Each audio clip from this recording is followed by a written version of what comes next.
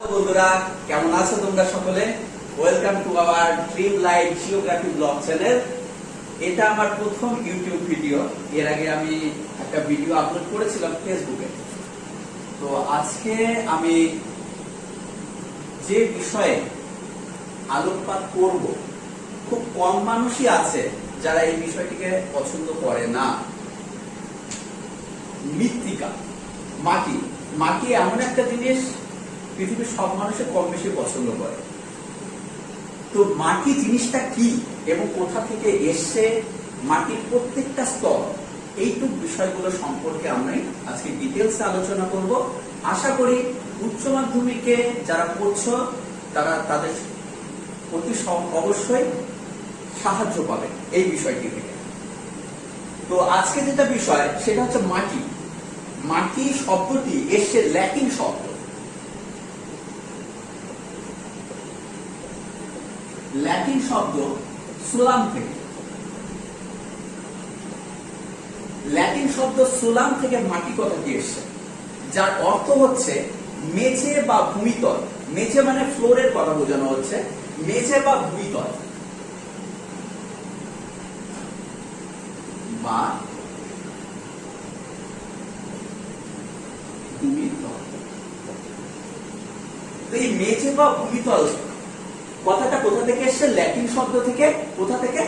সোলাম, যার অর্থ কি? মেঝে বা ভূমিতল। এই যে মেঝে বা ভূমিতলের কথা বলা হচ্ছে, তো অ্যাকচুয়ালি আমি যদি মৃত্তিকার ডেফিনেশনের কথায় যাই, তাহলে এটা আমরা মৃত্তিকা কাকে বলবো? বলবো ভূত্বকের ঠিক উপরিভাগে শিলাস্তর চূর্ণ বিচূর্ণ অংশ, হালকা ধূসর বর্ণের, যাকে আশ্রয় করে উদ্ভিদ মণ্ডলী অবস্থান করছে, তাকেই আমরা বলবো মৃত্তিকা। আমি আরেকবার বলছি, মৃত্তিকা আমরা বলবো ভূত্বকের ঠিক উপরিভাগে শিলাস্তর চূর্ণ বিচূর্ণ অংশ, যেটা খনিজ সম্পদে ভরপুর, জৈব পদার্থ, জল, বায়ু বিরাজমান এবং যাকে আশ্রয় করে উদ্ভিদ মণ্ডলী রয়েছে, তাকে আমরা কি বলছি না? তাকে আমরা বলছি হচ্ছে মাটি। এবার যেটা কথা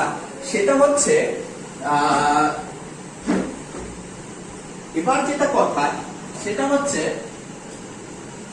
মার্কিন বিজ্ঞানী বলে একজন বিজ্ঞানী রয়েছেন, হিলগার্ড, খুব সুন্দর একটা ডেফিনেশন দিয়েছেন। মার্কিন বিজ্ঞানী হিলগার্ড বলেছেন, আমি যদি এটাকে ভূত্বক ধরে নেই, এই ভূত্বকের উপরিভাগে যে সমস্ত গাছগুলো রয়েছে, আমি যদি এগুলোকে গাছ ধরে নেই, এই ভূত্বকের উপরিভাগের হালকা ধূসর বর্ণের শিলাচূর্ণ, যাকে কেন্দ্র করে গাছগুলো রয়েছে, এই গাছগুলো এই ভূত্বককে কেন্দ্র করে অবস্থান করছে এবং এর জীবন প্রক্রিয়ার যা খনিজ লবণ প্রয়োজন, যা খাদ্য প্রয়োজন, সবকিছু সংগ্রহ করছে কোথা থেকে? না, এই মৃত্তিকা থেকে। তো এই জন্য বলা চলে মৃত্তিকা হচ্ছে আমাদের জীবনে একটা এমনই একটা বিষয়, যার দ্বারা উদ্ভিদকুল বলো কিংবা প্রাণীকুল বলো, আমরা একে অপরের উপর নির্ভরশীল এই মৃত্তিকার দ্বারাই। এইবারে একটা মজার বিষয়, এক বিজ্ঞানী আলোকপাত করেছিলেন। তিনি বলেছিলেন যে মাত্র 1 ইঞ্চি মাটির পরিপূর্ণ যদি স্তর গঠিত হতে হয়, 1 ইঞ্চি মাটির যদি পরিপূর্ণ স্তর গঠিত হতে হয়, তাতে সময় লাগে 100 বছরেরও বেশি। কিন্তু দুঃখের বিষয়, আমরা আজ আমাদের অনৈতিক ক্রিয়াকলাপের ফলে পরিবেশকে দূষিত করে চলেছি, যার জন্য মাটির যে প্রকৃত লেয়ার বা স্তর, এটা পরিপূর্ণভাবে গঠিত হচ্ছে না। আমরা অনৈতিকভাবে আমরা মাটি কাটছি, আমরা বিভিন্ন রকম ভাবে মাটিকে ধ্বংস করছি, কিংবা প্রাকৃতিক ভাবে প্রচুর পরিমাণে নদীর পাড় ভাঙ্গ হয়ে অজস্র প্রাকৃতিক প্রক্রিয়ায় সৃষ্ট মাটি ধ্বংস হয়ে যাচ্ছে। এটা আমাদের পরবর্তী ভবিষ্যৎ জীবনের জন্য খুব দুঃখকর একটা মুহূর্ত, যেটা আমরা এই প্রাকৃতিক প্রক্রিয়ায় সৃষ্ট মাটি, যেটা 1 ইঞ্চি মাটির স্তর তৈরি হতে আমাদের জীবন মেয়াদ শেষ হয়ে যায়। আমাদের ভারতবর্ষের গড় আয়ু এখন 60 বছর, কিন্তু 1 ইঞ্চি মাটির স্তর হতে সময় লাগে 100 বছরেরও বেশি। তো আমাদের সকলেরই উচিত মাটিকে সংরক্ষণ করা, মাটির যথা উপযুক্ত ব্যবহার করা। এবার নেক্সট যেটা জিনিস আসবে সেটা হচ্ছে সয়েল প্রোফাইল।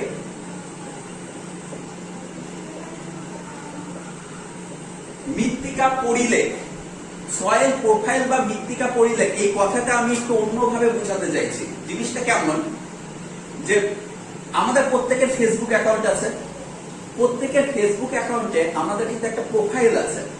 যে প্রোফাইলে আমরা কি করি, আমরা আমাদের যে আমাদের বিষয়গুলো ম্যান্ডেটরি সেগুলোকে আমরা আলোকপাত করি। আমাদের নাম, আমাদের ঠিকানা, কোন কলেজ থেকে পড়াশোনা, যার প্রোফাইলে যত ইনফরমেশন থাকবে যেগুলো ম্যান্ডেটরি সেগুলো আমরা ওই প্রোফাইলের মধ্যে আমাদের নিজ নিজ প্রোফাইলে একদম অ্যাবাউটে গিয়ে উল্লেখ থাকে।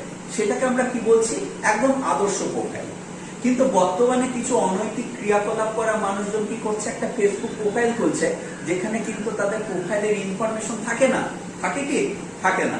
তারা কি করছে, তারা জাস্ট নামটা লিখে দিয়ে তারা একটা প্রোফাইল খুলে ফেলছে। কিন্তু ঠিক একই রকম সয়েল প্রোফাইল, একটা প্রোফাইল অর্থাৎ মৃত্তিকা পরিলেখ গঠিত হতে গেলে কতগুলো স্তরের প্রয়োজন। আমি যদি পরিলেখ মানে কি, একদম ভূপৃষ্ঠ, ভূপৃষ্ঠ থেকে একদম আদি শিলা পর্যন্ত, এই যে ভূপৃষ্ঠ থেকে আদি শিলা পর্যন্ত এই যে বিস্তৃত যে অংশটা, যাকে কেন্দ্র করে মাটি অবস্থান করছে, এর পেছনে রয়েছে কতগুলো স্তর।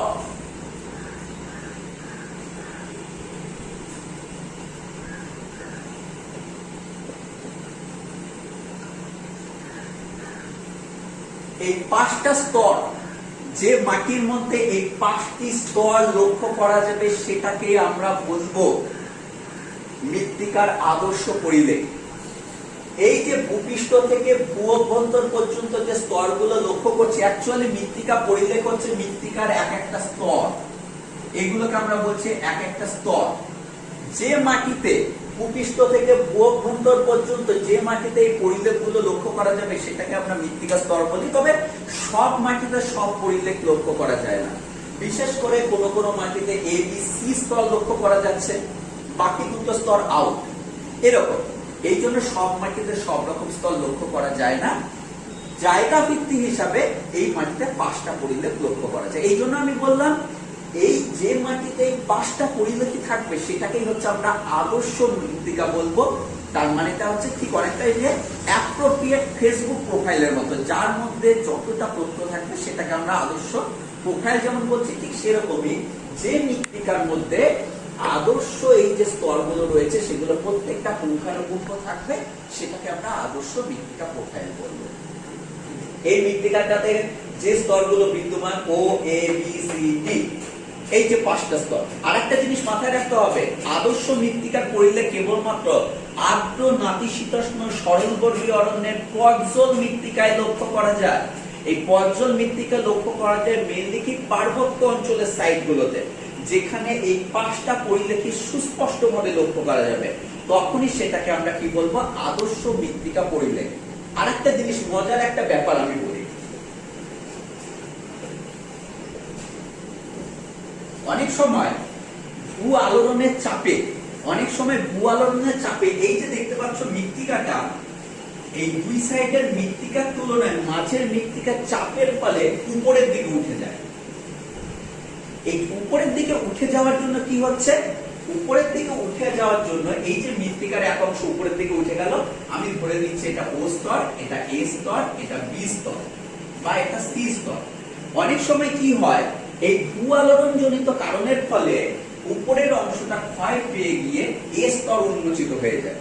আবার কোন পরিলেখে যদি এ স্তরটা থাকে, আবার ঠিক ক্ষয়জনিত কারণে আবার দেখা যাচ্ছে এ স্তরটা ডিলেট হয়ে যাচ্ছে, বি স্তর তাহলে উন্মোচিত হচ্ছে। তার মানে হচ্ছে ভূ আলোড়নের ফলে যে অংশ উপরে উঠে যাবে, যদি মাথার উপরে এ স্তরটা আমরা দেখি তাহলে সেটা ক্ষয় পেয়ে বি স্তর, বি স্তর ক্ষয় পেয়ে সি স্তর উন্মোচিত হয়। যখন এই ধরনের মৃত্তিকা পরিলেখ দেখবো তখন সেটাকে আমরা বলে থাকি কর্তিত পরিলেখ। Is clear? এতখানি বিষয়টা আমি আরেকবার সামারি করে দিচ্ছি। তাহলে আমরা মৃত্তিকা কাকে বলে? মৃত্তিকা আমরা তাকেই বলবো যেখানে হালকা ধূসর বর্ণের শিলাচূর্ণ, যাকে কেন্দ্র করে উদ্ভিদ মণ্ডলে অবস্থান করছে, জৈব পদার্থ খনিজ সম্পদে সমৃদ্ধ একটা ভূত্বকের উপরিস্তর। এরপরে যেটা রয়েছে সেটা হচ্ছে মৃত্তিকা পরিলেখ। একটা পরিলেখ তখনই গঠিত হবে যেটা ভূপৃষ্ঠ থেকে ভূ অভ্যন্তর পর্যন্ত মৃত্তিকার যে স্তরগুলো রয়েছে এবং এই স্তরগুলো হচ্ছে পরিণত হবে, তখনই সেটাকে আমরা বলছি মৃত্তিকা পরিলেখ। এই পরিলেখগুলো, একটা মৃত্তিকার আদর্শ পরিলেখ 5টি থাকে, সব মৃত্তিকায় সব ধরনের পরিলেখ লক্ষ্য করা যায় না, এবং যে মাটিতে সবকটি পরিলেখ দেখা যাবে সেটাকে আমরা কি বলবো? আইডিয়াল প্রোফাইল বা আদর্শ পরিলেখ। এরপর যেটা আদর্শ পরিলেখ, পরীক্ষা শর্ট কোশ্চেন দেয় কোন মাটিতে আদর্শ প্রোফাইল লক্ষ্য করা যায়, তখন বলতে হবে পর্জল মাটিতে। কারণ একমাত্র পর্জল মাটি একটা মাটি যে মাটিতে মাটির 5টা স্তরই বিদ্যমান। এইবারে আসছি সয়েল প্রোফাইলের ক্লাসিফিকেশন। ক্লাসিফিকেশনে যাই।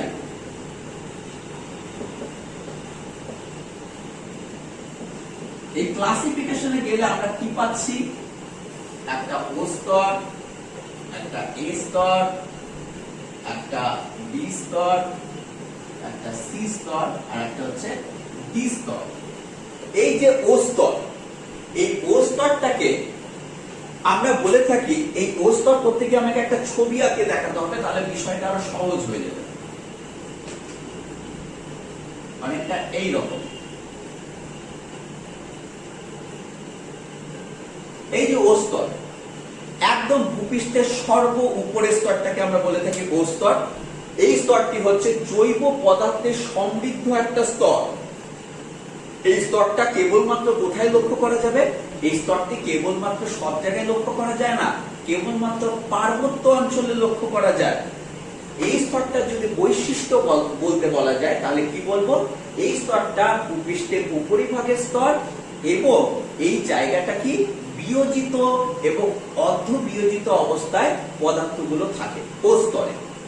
তারপর যেটা আমরা বলতে পারি, এই স্তরের মাটিটা কেমন হবে?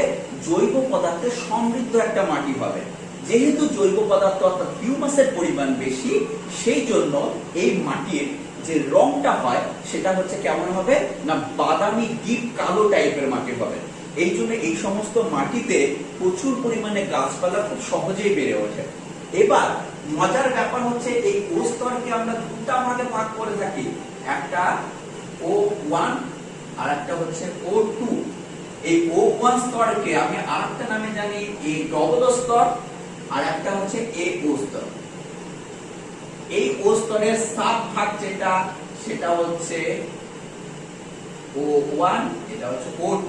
এই যে O1 স্তরটা যেটা দেখা যাচ্ছে, এই O1 স্তরটা ভূপৃষ্ঠের ঠিক উপরের স্তর। এই স্তরটা কি হচ্ছে না, এই স্তরটাকে আমরা বলে থাকি হচ্ছে এখানে পদার্থগুলো কেবলমাত্র সদ্য গাছপালা থেকে ফল পড়লো, একটা পাতা পড়লো, অর্থাৎ কাঁচা জৈব পদার্থের সমৃদ্ধ স্তর। কোনটা মূল, কোনটা পাতা, কোনটা ফল, এটা তুমি আইডেন্টিফাই করতে পারবে। অর্থাৎ এখানে বিয়োজিত হয় না পদার্থ, কেবল সদ্য মাটির উপরে এসে পড়ে। তার জন্য এই মাটিটাকে আমরা বনভূমিতে এফ স্তর বলে জানি, এফ স্তর। এই জন্য এই মাটিটাকে আমরা কি বলে থাকি? লিটার স্তর বলে থাকি। এই O1 স্তরটাকে পরীক্ষায় খুব দেয় যে লিটার স্তর কাকে বলে। ও স্তরের একদম অ্যাকুরেট প্লেস O1 স্তর, যেখানে সদ্য পড়া পাতা, ফুল, ফল, মূল এই সমস্ত বিষয়গুলো যখন ভূপৃষ্ঠের এই স্তরে এসে পড়বে, তখনই সেটাকে আমরা কি বলছি যে O1 স্তর বা A00 স্তর বা লিটার স্তর। এই স্তরটাকে আমরা কি বলে থাকি? বনভূমিতে আবার এফ স্তর নামেও জানি। এর ঠিক নিচের স্তর হচ্ছে O2। মানে এখানে কি হয়? বিয়োজক দ্বারা বিয়োজন শুরু হয়ে যায়। মানে এখানে পাতা বলো, ফল বলো, ফুল বলো, মূল বলো, এটা কখনো আইডেন্টিফাই করতে পারবে না, কারণ এখানে কাঁচা জৈব পদার্থ বিয়োজন হওয়া শুরু হয়ে গেছে। বিয়োজিত হয়ে সেটা একটু কালো কুচকুচে অর্ধ বিয়োজিত অবস্থায় থাকে। এবং এই জায়গার যে স্তরটা, এই স্তরটাকে আমরা এই স্তর বলে থাকি বনাঞ্চলে। এই যে মাটির পরিলেখ, এই মাটির পরিলেখটাকে সরলবর্গীয় অঞ্চলে ডাব এবং পর্ণমোচী অরণ্য অঞ্চলে মাল বলে জানি। পরীক্ষায় খুবই এই কোশ্চেনটা দেয় যে ডাব এবং মাল কি, তখন বলতে হবে ও স্তরে, বনভূমি অঞ্চলের ও স্তরে যে অল্প পদার্থগুলো বিয়োজিত অবস্থায় থাকে, যেটাকে বনভূমি অঞ্চলে আমরা এই স্তর বলে জানি, যার উপবিভাগ হচ্ছে O2 স্তর, এই স্তরটাকে আমরা কি বলে থাকি? সরলবর্গীয় অঞ্চলে অর্ধবিয়োজিত এই সমস্ত পদার্থগুলোকে আমরা ডাব, এবং পর্ণমোচী অঞ্চলে এই সমস্ত পদার্থগুলোকে আমরা কি বলে থাকি? মাল বলে থাকি। যেটা সরলবর্গীয়তে ডাব নামে পরিচিত, ওটা যখনই তুমি পর্ণমোচী অরণ্যে চলে যাবা, সেটা তখন ওটা মাল নামে পরিচিত হবে। এটা হচ্ছে গেল ও স্তর। মজার ব্যাপার হচ্ছে এই স্তরটাকে আমরা জৈব পদার্থের সমৃদ্ধ স্তর বলে থাকি। এটাই জৈব পদার্থের সমৃদ্ধ একটা প্রথম স্তর, যাকে কেন্দ্র করে এরপর পরবর্তী স্টেজগুলো আসছে। কিন্তু এই ও স্তরটা সব জায়গায় দেখা যায় না। আমাদের সমভূমিতে আমরা ও স্তর দেখতে পাবো না, এটা কেবল কোথায় দেখা যাবে? পাহাড়ি অঞ্চলে। এখন ক্লিয়ার? এরপরে চলে আসছো এ স্তর। এই এ স্তর, এই এ স্তরটাকে আমরা বলে থাকি, এই এ স্তরটাকে থেকে শুরু হচ্ছে খনিজ পদার্থের সমৃদ্ধ স্তর, অর্থাৎ খনিজ পদার্থে সমৃদ্ধ প্রথম স্তর হচ্ছে এ স্তর। এবার আমি বলছি কেন আমি খনিজ পদার্থে সমৃদ্ধ বলছি, কারণ এই স্তরে লোহা, অ্যালুমিনিয়াম, তারপর সিলিকা বা সিলিকন যেটা আমরা বলছি, তারপর বিভিন্ন খনিজ পদার্থ এখানে বৃষ্টির জলের দ্বারা ধুয়ে, এখানে যদি বৃষ্টিপাত হয়, এই স্তরে লোহা, অ্যালুমিনিয়াম, আয়রন, বিভিন্ন খনিজ এবং আরো বিভিন্ন আকরিক আছে, যেগুলো বৃষ্টির জলের দ্বারা ধুয়ে ধৌত প্রক্রিয়া, যেটাকে আমরা লিচেট বলে থাকি, লিচেট প্রক্রিয়ার ফলে কি হচ্ছে? এ স্তর থেকে বি স্তরে গিয়ে এসে সঞ্চিত হয়। যেহেতু বৃষ্টির জলের দ্বারা ধৌত প্রক্রিয়ায় এই এ স্তর থেকে খনিজ পদার্থ বি স্তরে চলে যাচ্ছে, একটা যে প্রক্রিয়ার ফলে হচ্ছে, এটাকে আমরা বলছি এলুভিয়াল। এই জন্য এ স্তরকে আমরা বলে থাকি এলুভিয়াল স্তর। কেন বলে থাকছি? কারণ বৃষ্টির জলের দ্বারা এই খনিজ পদার্থগুলো ধৌত প্রক্রিয়ায় নিচের স্তরে চলে যাচ্ছে, এই জন্য এটাকে আমরা বলে থাকি এলুভিয়াল স্তর।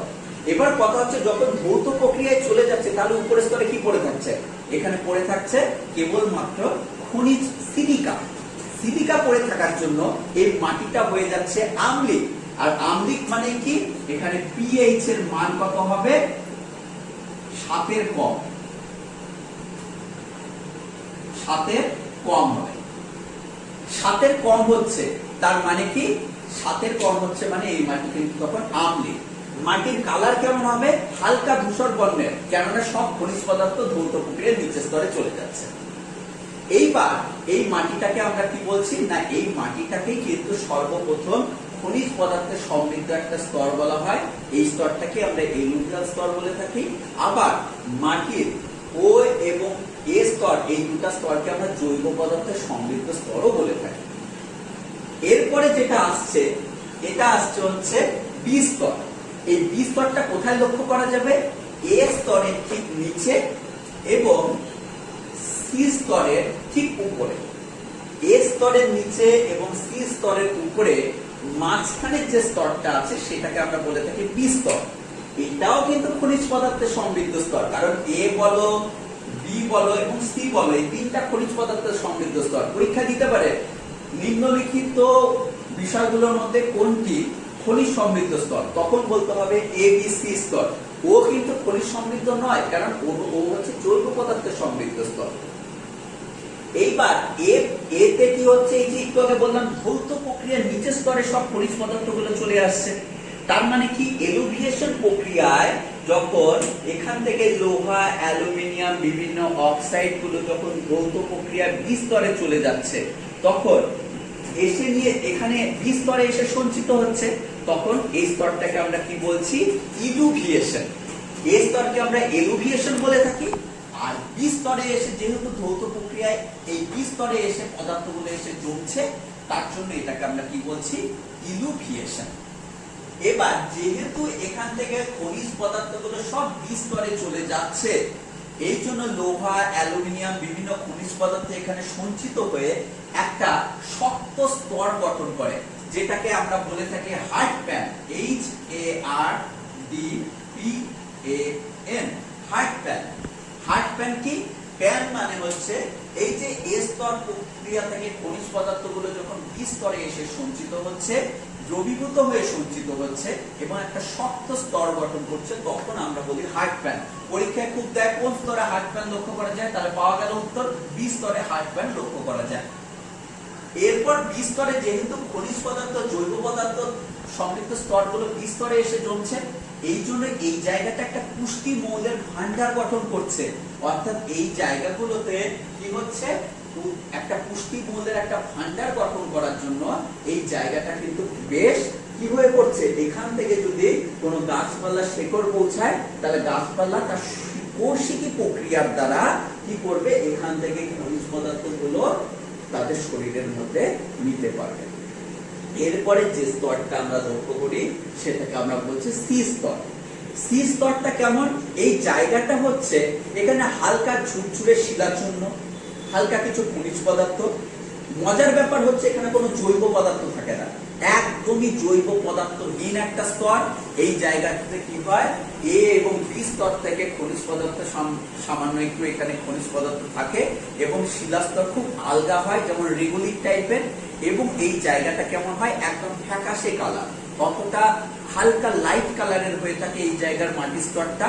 এবং এটি কিন্তু ডি স্তর, অর্থাৎ আমাদের একদম আদি শিলার উপরের স্তর।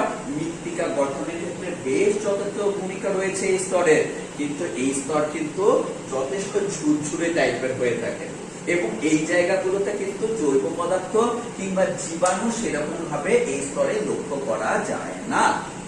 এরপরে যেটা রয়েছে সেটা হচ্ছে একেবারে আমাদের মৃত্তিকা প্রোফাইলের একবারে সর্বশেষ স্তর, সেটাকে আমরা কি বলছি, সেটাকে আমরা বলছি ডি স্তর।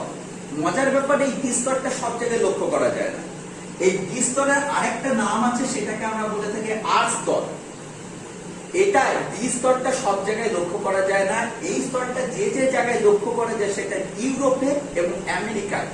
ইউরোপে এই স্তরটাকে আমরা ডি স্তর বলে থাকি, অর্থাৎ আদি শিলাস্তর যেটা, সেটাকে আমরা ডি স্তর বলে থাকি। এবং আমেরিকাতেও এই ধরনের যে স্তরটা দেখা যায় সেটাকে আমরা আর স্তর বলে থাকি। এই ডি বা আর স্তর মৃত্তিকার উপরিস্তর গঠনের ক্ষেত্রে কিন্তু বেশ ভূমিকা রাখে। আর এছাড়া আর একটা স্তর রয়েছে, যেমন পিট বা জলাভূমি অঞ্চলের মৃত্তিকা, যেটা একদমই জলা অঞ্চলের মৃত্তিকা। সেই মৃত্তিকাটা কি হয় না, সেই মৃত্তিকা স্তরটাকে আমরা এল স্তরের মৃত্তিকা বলে থাকি। তবে এগুলো খুব রেয়ার, এগুলো চট করে দেখা যায় না। আমাদের ভারতবর্ষে ডি বা আর স্তরের মৃত্তিকা আমরা দেখি না। ইউরোপ এবং আমেরিকাতে যেটা লক্ষ্য করা যায় সেটা ডি বা আর স্তরের মৃত্তিকা। এই ছিল বিষয়। তাহলে এইটুকু বিষয়গুলো ক্লিয়ার করে নিতে হবে, একবার ঝালাই দিয়ে নিতে হবে। যদি কোনো জায়গায় সমস্যা থাকে আমার ফেসবুক কিংবা হোয়াটসঅ্যাপ নাম্বারে অবশ্যই মেসেজ করে ক্লিয়ার গুলো করে দিতে পারো। যদি এই ভিডিওটা আমার ভালো লেগে থাকে তাহলে অবশ্যই লাইক, সাবস্ক্রাইব এবং শেয়ার করো, যাতে তোমাদের যারা সহপাঠী আছে তারা অবশ্যই দেখে নিয়ে যদি হেল্প পায়, তাহলে আমি পরবর্তী ভিডিওগুলো খুব তাড়াতাড়ি এবং তোমাদের চাহিদা অনুযায়ী দেওয়ার চেষ্টা করব। ধন্যবাদ, নমস্কার।